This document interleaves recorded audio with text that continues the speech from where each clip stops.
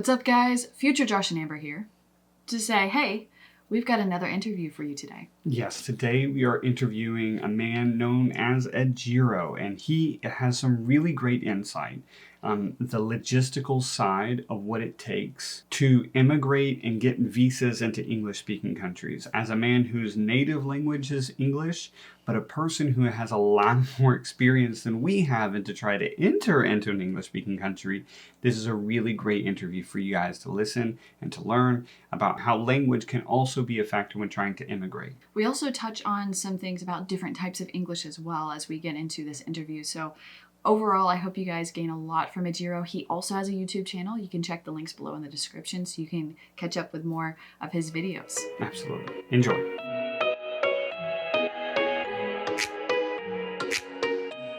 So, Ejiro, tell us, who are you and what do you do? My name is Ejiro Omwataise, but online I am known as Joeligis. I am a Nigerian-Canadian immigration enthusiast who guides people navigating the complex world of global movement. You can think of me as your friendly neighbor who have been through the visa trenches and come out on the other side.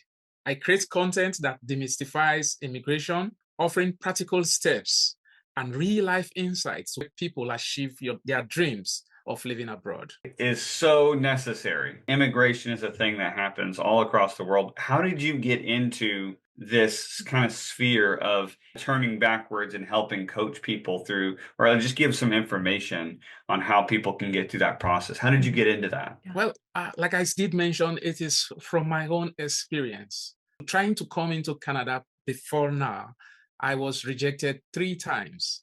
And for those 3 times, I used the big names in the immigration world, paying them so much money. But each time I was rejected, the thing is so small that the rejection was for. For example, in one of them, they said I didn't have proof that I will go back home after coming to Canada. As small as that, I have so many of those proofs, but they didn't tell me. And it happens like that 3 times. And the last time out, I had to pay one of them $2,000. And the very next day, they told me that I am not qualified. And I sent a message back. I said, do you need $2,000 to say I'm not qualified? Yeah. And then I told myself, that's it. I am going to go through all this myself. Yeah. And guess what? The same thing they told me that I'm not qualified for was the same route. I did it myself and came to Canada. So that is what pushed me into trying to help people to do it themselves. Yes, but I agree that there are so many people who will, no matter what, who want to do it themselves.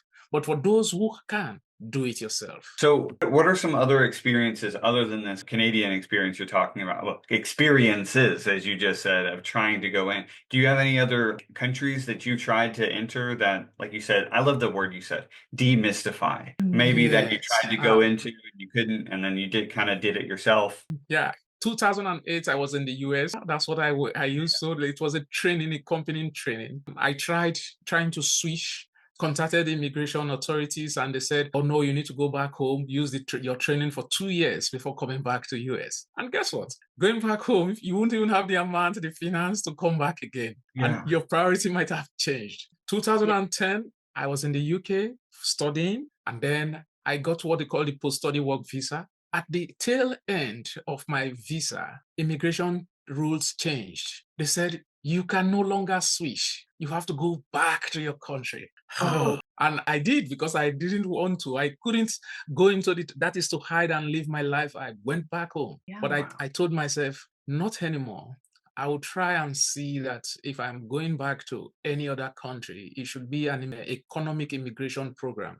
That I am going once and it should be once. It is not going to be going with one route and then switching, because it could be complicated. And that is how I've been in Canada now. Wow. That is rough. It's amazing, because a lot of people, I think, they get to this, they hit an obstacle, and then they just give up. Yeah, I like, can't do it anymore. Oh, I just can't. I can't do this, or the rules are against me, the universe is against me, or something like that. But yeah, I admire that you were just like, no. There's something I can do here. I'm going to figure it out. I thought so myself. I think that's a secret, right? Obviously, we do language learning, but that's a secret of a lot of disciplines. It's just, you're going to encounter obstacles. The question is, what do you do with those obstacles? Yeah. So for you, What was something that you kind of helped you kind of keep pushing through, like getting rejected 3 times or getting these misunderstandings and having to go back home and then having to come back here? How did you push through that? How did you get through those obstacles? I want to say something that many people are not aware of, because in my country today, many people want to leave because of the situation of things.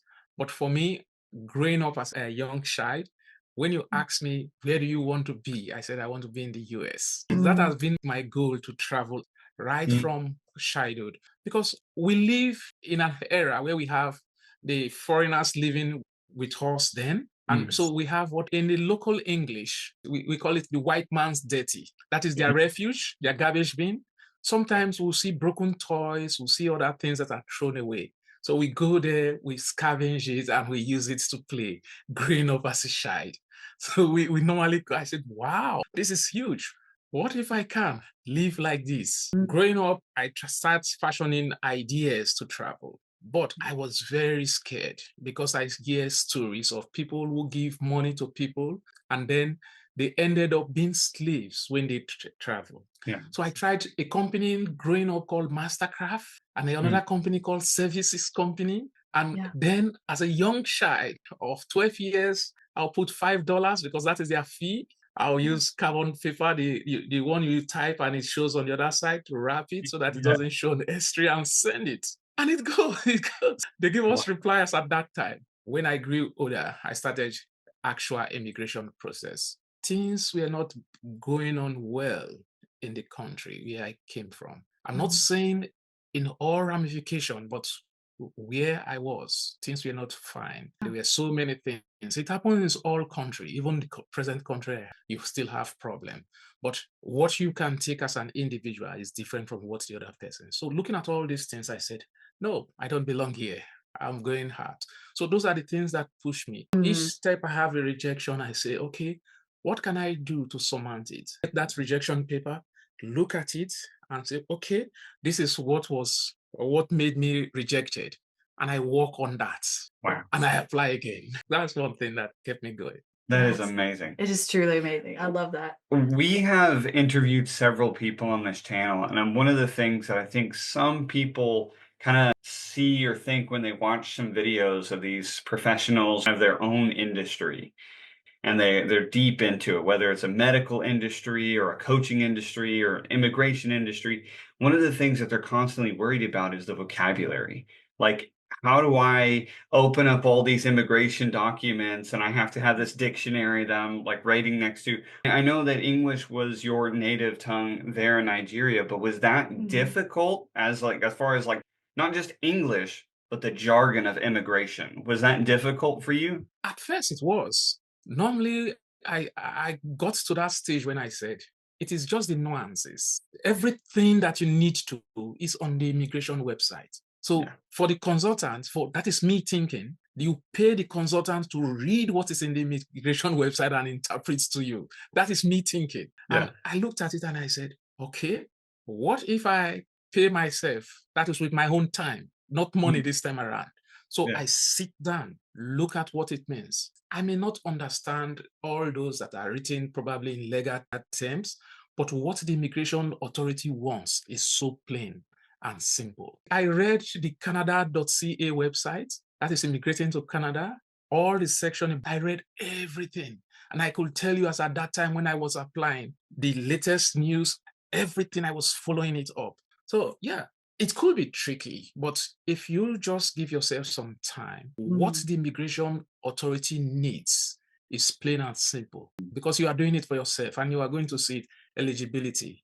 It tells you you need 6 hours, you need 3 years. It is plain. So for me, it is okay reading it and getting through all this. And that helped me very well. What about like the spoken English? Do you feel like that was influential at all in immigrating to Canada, or was it mainly just paper-based, like doing all the requirements, checking off all the boxes? Was there any point where you really needed some communication skills? Otherwise, you'd hit that road and you just wouldn't make it past. For me, I have learned so much and I have learned about communication. So the only time we had to have this kind of communication was only for biometric and all that.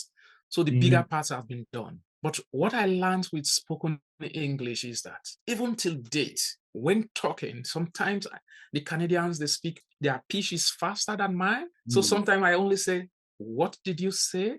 Can you say it slower?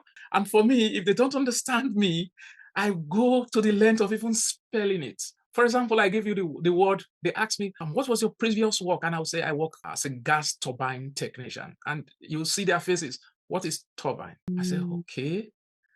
Oh, it's Turbine. And you will hear turbine. I said, oh. So knowing where to stress. So I come up with my own philosophy. Sometimes I spell for them just to keep the communication. And that's opened so many avenues that there is never a roadblock between. Because I said, English is English. It's just where you stress and your accents. That is just the difference in it. Yeah, I find that a lot of people are under the impression they need to learn the accent of the place that they're going to. And that is a lot of time and effort to pour into it to sound like to go to Canada or to sound like an American to work in America. You don't really need that. I totally agree with you. Yeah, it's too much. But a thing I've often wondered, especially from a person's from the outside, is do you feel maybe not just an accent, but what if a person doesn't speak English at all? Or do you feel like those people are actually kind of not pushed to the side, but do they have a harder chance immigrating? Like thinking about some people that maybe English isn't their native tongue at all. They can't speak one word in English. They fill out all the documents, but they can't speak a word. Is that difficult? Do you think those people have a more difficult time? It is. Even in Nigeria also,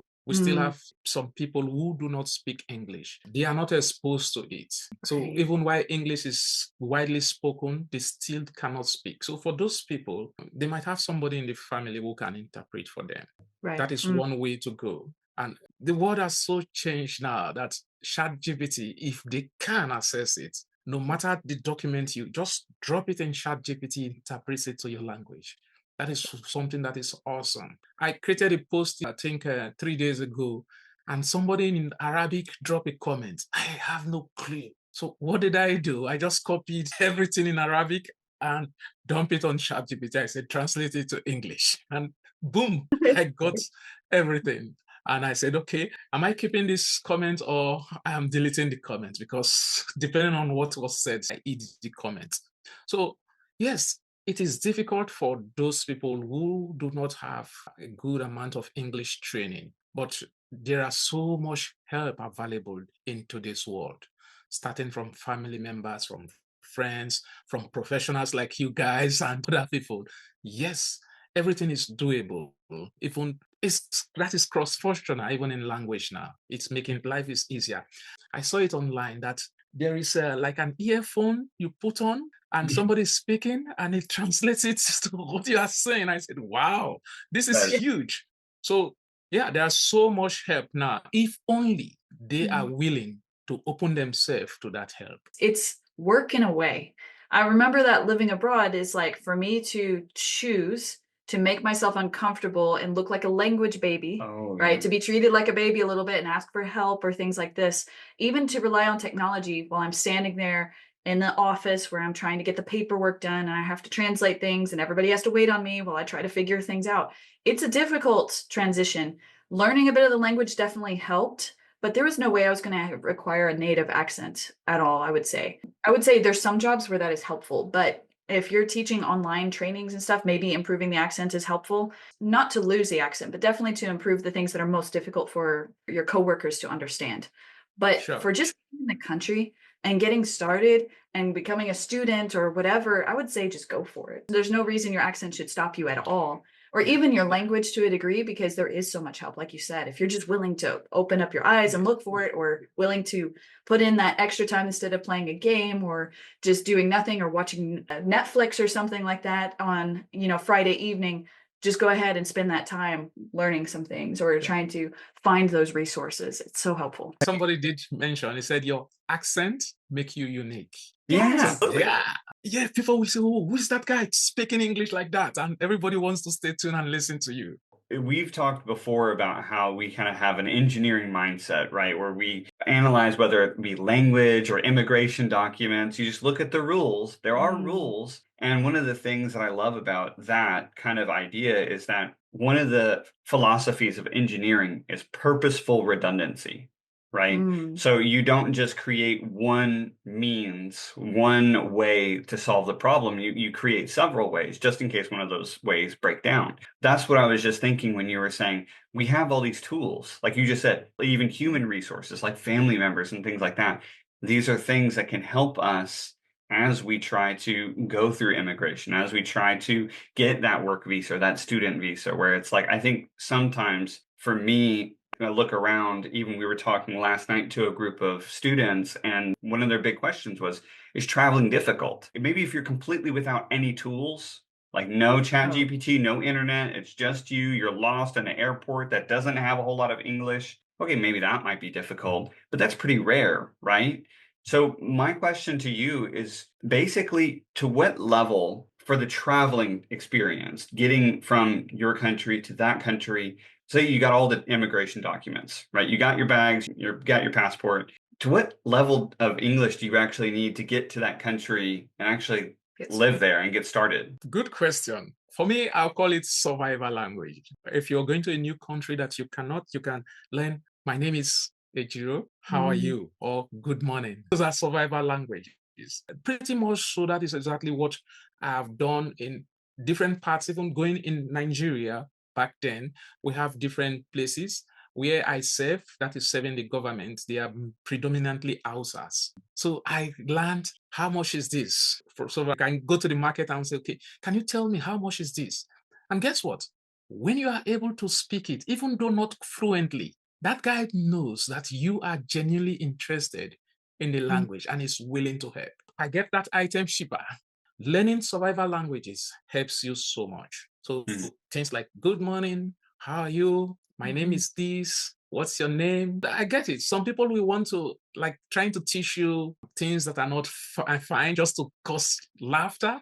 But don't bother. Learn the survival language and go for it, and you'll be fine. Do you think this is a common thought? Because for me, I would 100% agree. The best part about language is just starting to learn it and then going out to that market, going out to go start and not being scared so much of the travel. Learn some survival things. Don't be completely stupid with how you're traveling. Be safe, but then actually start traveling and you'll pick up a lot of information as you go. Do you think this is a normal thought, or do you think a lot of people are kind of frozen because of the, like you just said, the mystery or the unknowns of like, what if the person asks me, do you want it in red or black? Or do you want fries to go with that hamburger? Like, do you think a lot of people are kind of nervous about those? What's really the holdback that people have to just put themselves out there and just go for it? Start learning the languages, start traveling. What's the holdback? Yeah, everybody is different when it comes to languages. And people are happy if you're able to communicate in their own mother's tongue. Yes. Let's say I get into a Japanese territory and they are seeing me, my skin color is different. If I'm able to say hello in Japanese, you see the person turns and is attentive. Yes. And the thing is that it piques their interest. So, but many people are different. Some people will not, but it could be experience. I will use another experience that was in 1991 when I went to schooling for the very first time outside my state. This is the eastern part of Nigeria. And I went to the market because the market is a very good place to start learning. And I wanted to buy something. And I said, how much is this? Then the lady said, why can't I speak the language of that place, which is Igbo? I said, what do you mean? And she said, it is the simplest language in the world. But her approach was like feisty. And I told her, pop and plain, that I'm still not going to learn the language, but I will still come to this market and buy something. But guess what I was doing? I was doing myself. Because after living there, I was saying I could have been fluent in that language and communicating with so many people. So that is why I'm saying this. People are interested if you can reach them, talk to them in their own language. You don't need to be fluent. Even if you are making mistakes, you will see them, they will be correcting you. You said, oh, this is supposed to be hello. It's supposed to be this. And not in an angry way, but in a genuine way to see that you are better. So that is why I always want go for the survival language and start growing from there. Yes. I love that. I absolutely love your attitude, Ejiro. Absolutely love it. I've watched several of your videos. Number one, you're always smiling and you're always optimistic, and I love that. But even number two, the examples that you have given would make some people just turn their backs on the whole immigration process. Say, I give up. I throw my Yeah. hands. They say, woe is me. Life is so hard. And one of the things is, again, you go back to that, oh, I made a mistake. Oh, thank you for pointing out that mistake. Let me fix that mistake. And I get better and better and better and better. It's the same thing with language. It is. Yeah. Language is built over a long time. So of course you're going to start by using your own ideas of how your language works. So I just Google Translate it, and maybe it's the wrong order or something, but like you just slowly learn over time, and you're doing that tweaking, right? So you're saying, oh, okay, not that, but like this, not like this, but like that, and you get better and better. That's a great attitude to have. I love that. Absolutely. Well, Ejiro, I want to make sure everybody here, everybody who watches the video can find you. Where can they go to get your really helpful tips and to pick up more of these, these difficult things that are really stress inducing? Where can they go to get some tips to learn more from you about how to immigrate to these different English speaking countries? You can find me on my YouTube channel, and my YouTube channel is Immigrant Resources. And that is where I regularly post videos on immigration tips and travel advice. Another social media platform, though I do not really talk about immigration so much, and Facebook is joelandsandra.com. That is on Facebook, but predominantly on YouTube. You will find me at Immigrant Resources. That is my YouTube channel name.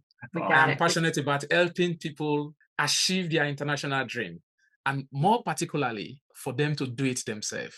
So empowering when you can do it yourself. Yes. A lot of times, it's the idea of teaching somebody how to fish, right? And it's so much better just to say, hey, you can do it. You really can. And that's really powerful, just to have that resource of like, okay, now I have the warnings and the safety and saying, okay, I got it. Let's go do it. That's awesome. True. I love that. And you guys can get the links in the description. As always, we will put those in the description for you to access and hear from Ejiro more often. Well, thank you, Ejiro, so much for joining us. I've been really encouraged. Like I've said, that optimistic attitude, I hope everybody else that is watching this video can hear as well, as they kind of try to push forward in their language learning journey. So thank you so much for joining us. Oh, thank you very much. I'm so humbled for you giving me this platform to answer some of your questions. And thank you, everyone who is listening.